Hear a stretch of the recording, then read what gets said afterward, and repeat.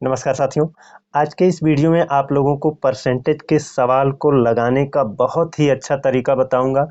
आप बहुत ही कम समय में परसेंटेज के सवाल को हल कर पाएंगे।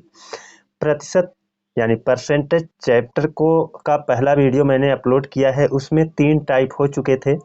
आज हमारा चौथा टाइप है और चौथे टाइप में चुनाव पर आधारित प्रश्न दिए गए हैं। और इसमें पहला प्रश्न क्या है, देखिए ये बहुत ही संक्षेप में लगेगा और बहुत ही आसानी से लगेगा, हर चीज़ समझ में भी आएगी। इसमें कहा है एक चुनाव में 2 उम्मीदवार थे। जीतने वाले उम्मीदवार को 65% मत प्राप्त हुए और वह 900 मतों से विजयी हो गया। ज्ञात कीजिए कि कुल कितने मत पड़े। अब दोस्तों, कोई भी संख्या होती है वह अपने आप में 100% होती है ना। तो देखिए टोटल कितना होता है, 100% होता है। इसी 100% में से जीतने वाले उम्मीदवार को 65% मिला है।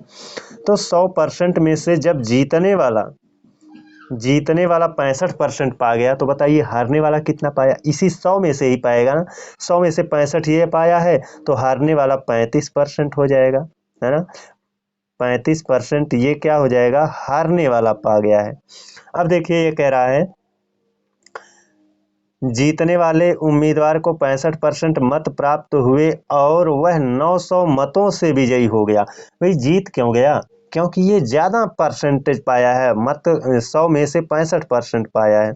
और कितने से जीत गया, 900 मतों से जीत गया। 900 मतों से जीत गया, इसका मतलब है इस हारने वाले से ये वाला 900 ज़्यादा मत पाया है। ये कितना ज़्यादा पाया है, 900 ज़्यादा पाया है। और इस वाले से यानी जीतने वाले से ये 900 कम पाया है। यानी ये 900 कुल है क्या, 900 दोनों के बीच मतों का अंतर है ना।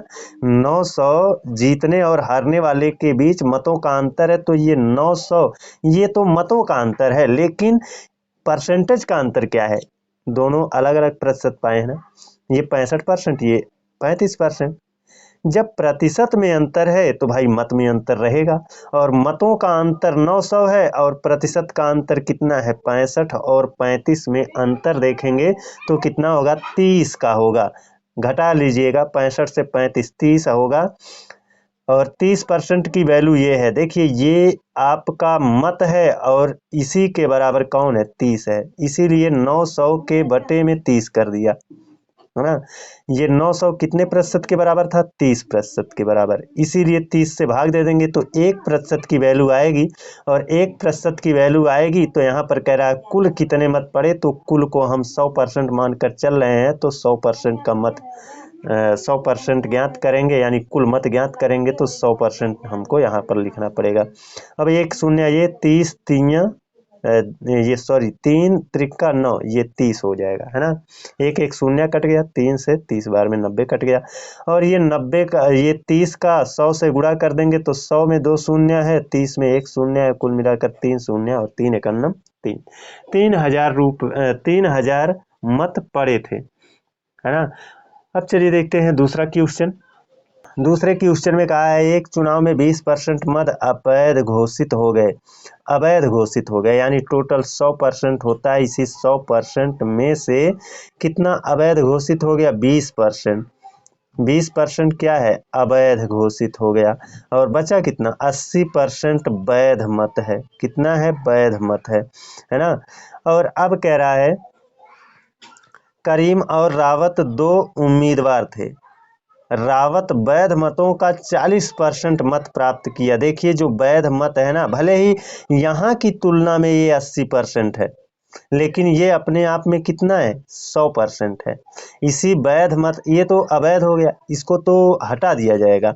वैध मत से ही लोग क्या होंगे, जीतेंगे हारेंगे। और वैध अपने आप में, देखिए अपने आप में ये 100% है, लेकिन ये वैध यहाँ की तुलना में कितना है, 80% है। तो पहले वैध मत को 100% मानते हुए देखेंगे तो ये 100% में से यानी वैध मतों में से 40% रावत पाया है। तो रावत को कितना मिला है, 40% मिला है। और बच्चा देखिए 100 में से रावत अगर 40 पा गया तो करीम कितना पा जाएगा, करीम 60% पाएगा, है ना। अब देखिए यहाँ पर कहा है रावत वैध मतों का 40% मत प्राप्त किया। जब रावत 40% प्राप्त किया तो इसका मतलब करीम 60% मत प्राप्त किया होगा, क्योंकि कुल 100% होता ही है। ये वैध मत अपने आप में 100% था। अब यहाँ पर कहा है और 1600 मतों से पराजित हो गया। देखिए, रावत वैध मत का 40% पाया है, ये 40% पाया है और कितना से 1600 से पराजित हो गया, यानी इन दोनों के बीच 1600 का अंतर है। तो 60 और 40 में अंतर कितने का?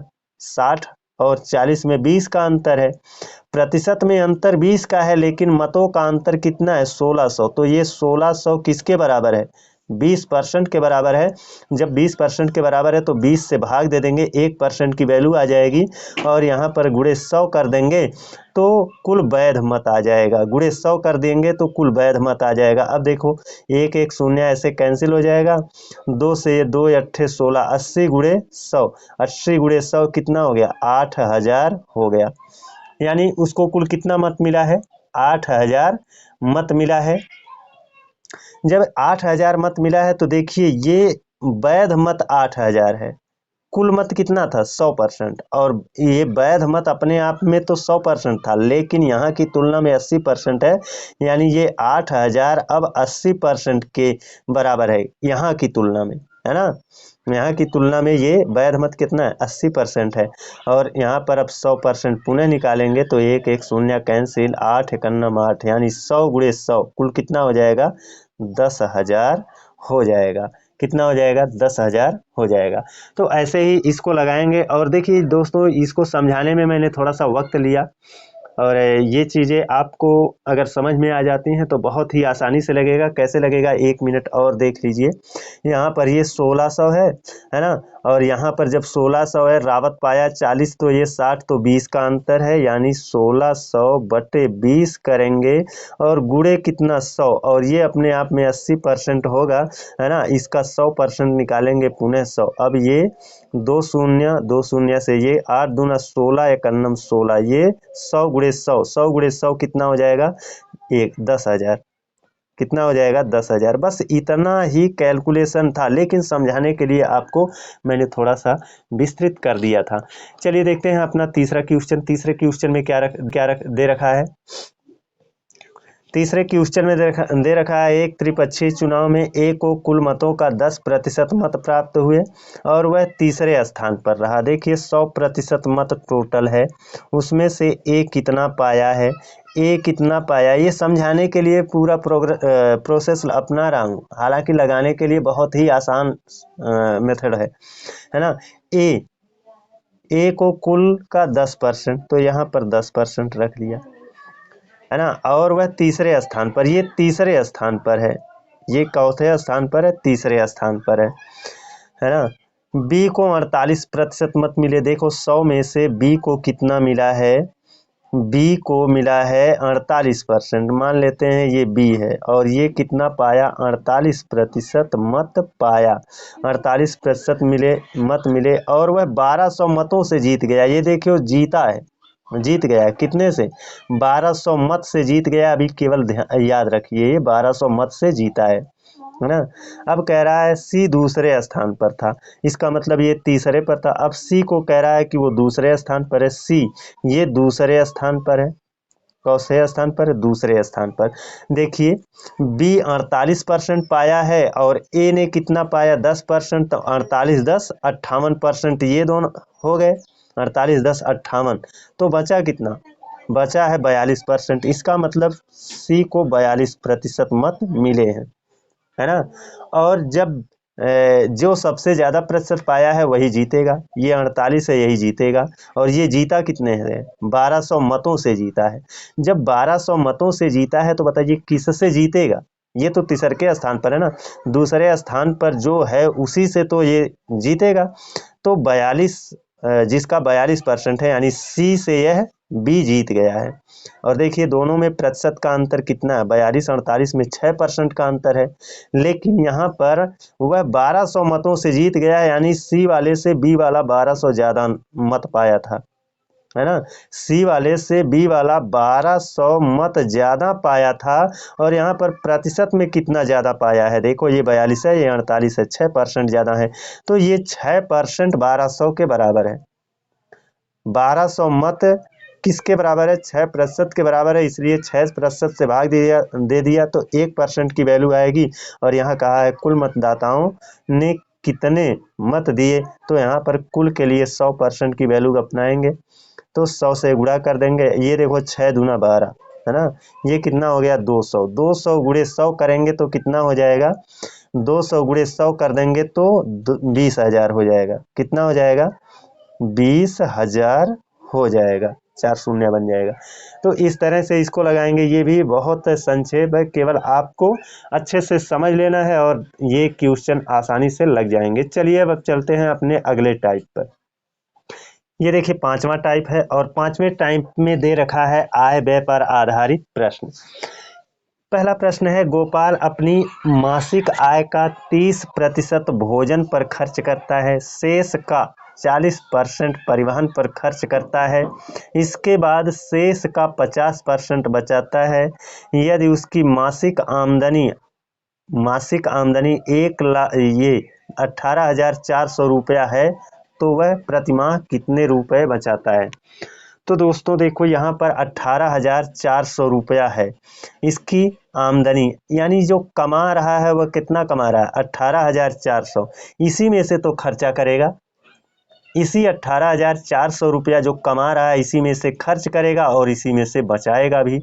तो देखिए खर्च कितना हो रहा है ना। तो देखिए ये 18,400 रुपया ये क्या है, कमाई है इसकी, इसी में से वह अपनी मासिक आय का, यही मासिक आय है, 30% भोजन पर खर्च कर देगा। जब 30% भोजन पर खर्च कर देगा तो बचेगा कितना, बचेगा तुम्हारा 70%, है ना। फिर कह रहा है शेष का कह दिया, इसका मतलब अब ये अपने आप में हो गया 100%, है ना। ये अपने आप में हो गया कितना, 100%, यानी शेष का जब भी लग जाएगा तो ये संख्या अपने आप में क्या हो जाएगी, 100%, है ना। का 40% परिवहन पर खर्च करता है।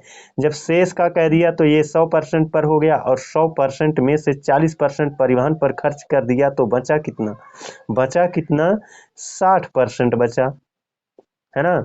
अब कह रहा है इसके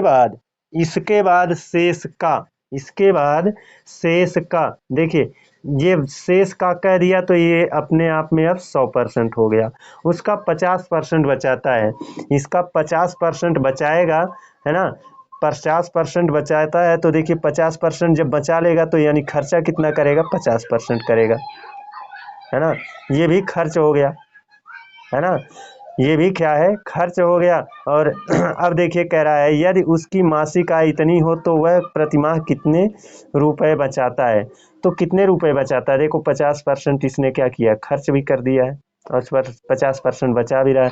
तो अब इसी को सॉल्व कर दीजिए, आपका उत्तर आ जाएगा। ये 2 शून्य कैंसिल, ये 2 शून्य यहाँ से कैंसिल हो जाएगा, ये वाला यहाँ से, 5 एकन्नम 5, 5 दूना 10 और 2 से इसको क्रॉस कर देंगे, 2 3 6। अब गुणा कर लीजिए, 7 त्रिक 21, 184 गुणे 21, 184 गुणे 21 गुणा करेंगे, 4 8 1, 2 चौक 8, 2 अट्ठे 16 और 2 एकन्नम 2 1 3, ये है 4, ये है 8 8 16 और 6 1 7 हासिल 1 8 और ये 3,864 रुपया वह बचाता है। अब चलिए देखते हैं अपना अगला क्वेश्चन। इसमें कहा है नीलम अपनी आय का 20% मकान के किराए पर तथा शेष का 70% घरेलू मद पर खर्च करती है। यदि वह 3600 रुपये की बचत करती है तो उसकी कुल आय कितनी है। तो देखिए उसकी कुल आय कितनी है, मान लिया उसकी आय x रुपया है। अब ये x रुपये कमाती है तो इसी में से खर्चा करेगी ना, इसी में से खर्च करेगी, इसी में से बचाएगी। अब यहाँ पर देखिए 3600 रुपये की बचत बता रहे हैं, तो जब हम जितना हमको खर्चा करना रहेगा हम उसको खर्च कर देंगे तो अपने आप जो बच जाएगा वही बचत होगा। तो देखिए खर्च कितना है, जो खर्च है उनको निकाल दीजिए। इतना रुपया हमने क्या किया, कमाया है, है ना। 20% मकान के किराए पर खर्च कर दिया तो 20% निकाल दो तो बचा कितना, 80%। फिर कहा है शेष का, शेष का मतलब ये अपने आप में 100% हो गया। 70% घरेलू मद पर खर्च कर दिया तो बचा कितना, 70% खर्च कर दिया तो बचा कितना, 30% बचा है। और यही जो बचा है 30%, यही क्या है, अब यही कह रहा है वह 3600 रुपये की बचत करता है, तो बचा है तो 3600 रुपया यही बचत है। अब इसी को सॉल्व करेंगे, है ना।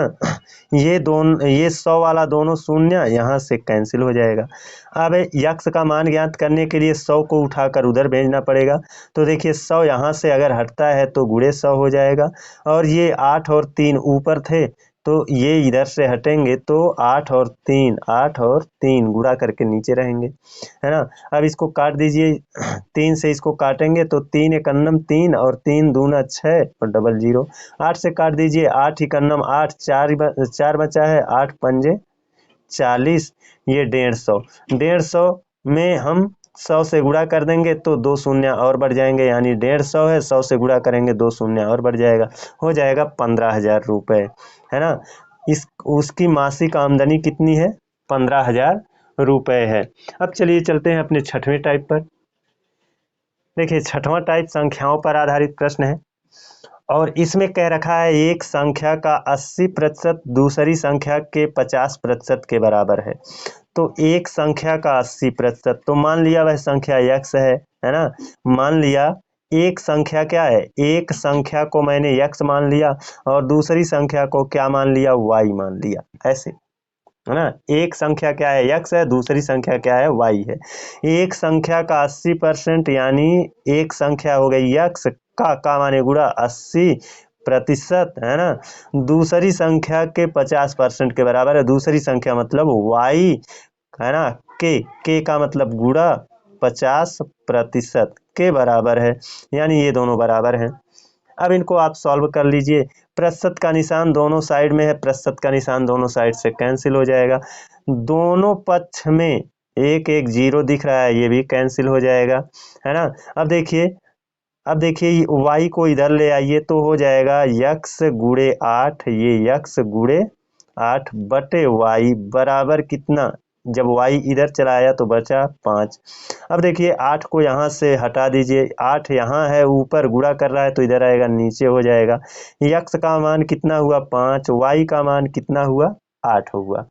अब यहाँ पर कहा है यदि दूसरी संख्या, यहाँ से देखिए यदि दूसरी संख्या का मतलब कौन, दूसरी संख्या का मतलब y। अब y देखो यहाँ पर है 8, है ना।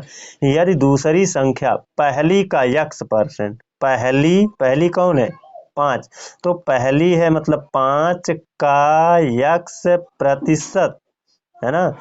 यही कहा है ना। यदि दूसरी संख्या ये जो 8 है पहली का x% है, पहली मतलब 5 का x% बराबर कौन, दूसरी संख्या 8। अब इसी को सॉल्व कर दो, x का मान बताना है तो x%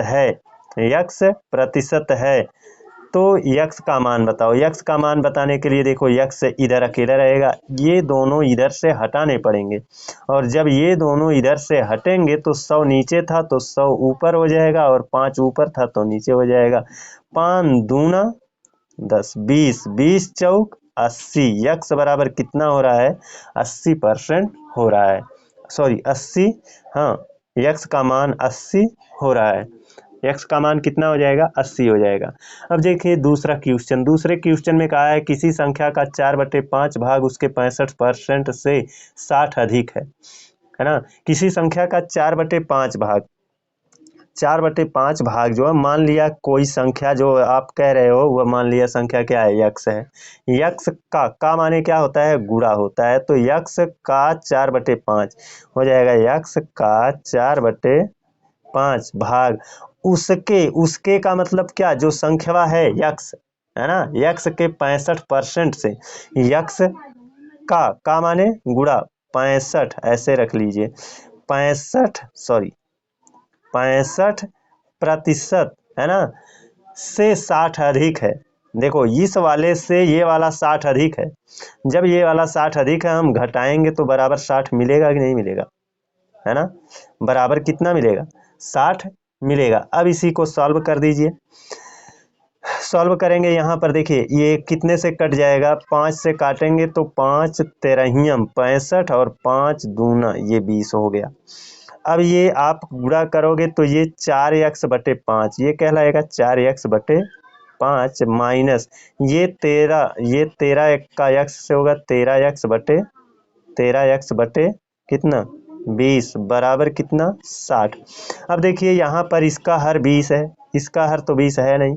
20 बनाने के लिए क्या करें, आप जानते हो घटाने के लिए आपको हर बराबर करना पड़ता है।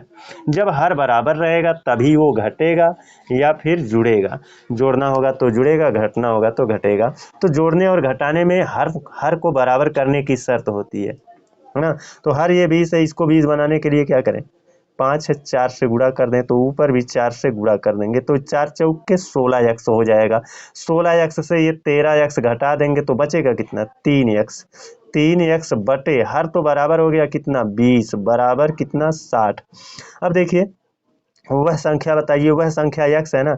x को ज्ञात करने के लिए 3/20 है, ये 3/20 हटेगा, ये 3/20 हटेगा तो 3 ऊपर था तो वो आ जाएगा नीचे और 20 नीचे था तो वो ऊपर पहुंच जाएगा ऐसे, है ना। अब 3 से 3 दूना 6, 20 गुणे 20, 20 विषैया में हो गया कितना 400। 20 विषैया में कितना हो जाएगा 400। दोस्तों आसानी से लगेगा, मैंने समझाने में इतना लंबा प्रोसेस बता दिया लेकिन ये इतना लंबा नहीं लगेगा, आप समझ जाओगे तो बहुत ही संक्षेप में, इतना भी आपको लिखना उखना नहीं पड़ेगा, बहुत ही आसानी से आप लगा पाओगे। देखिए मुझे यहाँ समझाना है, लगाना होता तो बस एक लाइन में लगा करके आगे बढ़ लेते। ये तीसरा क्वेश्चन है, तीसरे क्वेश्चन में कहा है किसी संख्या का 14वां भाग 12 के बराबर है। 14वां भाग मान लिया वह संख्या क्या है x है, x का माने गुणा, x का माने गुणा 14वां भाग माने 1/14, 14वां भाग मतलब 1/14 किसके बराबर है 12 के बराबर है। तो x का मान ज्ञात कर लीजिए। देखिए यहाँ पर बटे में 14 है, उधरियाँ भेजेंगे तो गुणे में 14 हो जाएगा। x बराबर कितना हो जाएगा 14 और 12 का गुणा कर लेंगे, है ना। 14 जाएगा 12 से गुणा कर लेगा तो 12 गुणे 14 हो जाएगा। अब कह रहा है तो उसका 150% क्या होगा। अब देखिए x का मान यही आ गया, गुणा करेंगे जो भी आएगा, है ना। तो वह x का मान होगा, उसको 150% बनाएंगे तो 150% माने बटे 100, है ना। अब इसको सॉल्व करेंगे तो देखिए 50 दूना 100 और 50 तिया 150 और 2 से इसको क्रॉस कर देते हैं, 2 छक 12, है ना, 2 छक 12। अब गुणा कर लीजिए, है ना, गुणा कर लेंगे ये कितना हो जाएगा 14 तिया 42 और 6 ये है 6 गुणे ऐसे 6 गुणे ये 14 तिया 42 कर लो ऐसे, 6 दूना 12 और 6 चौक 24 हासिल 1 25 252, ये आ गया आपका उत्तर। तो आशा करता हूँ कि आप लोगों को जो भी क्वेश्चन बताए गए हैं वो अच्छे से समझ में आए होंगे और बेहतर ढंग से आप इस टाइप के क्वेश्चन को लगा भी रहे होंगे। आशा और उम्मीद है कि आप लोग हमारे चैनल को सब्सक्राइब भी किए होंगे और अगर हमारा वीडियो पसंद आता है तो प्लीज़ वीडियो को लाइक भी कर दीजिए। आज के लिए बस इतना ही, अगले दिन पुनः एक नए टॉपिक के साथ मिलते हैं, तब तक के लिए धन्यवाद।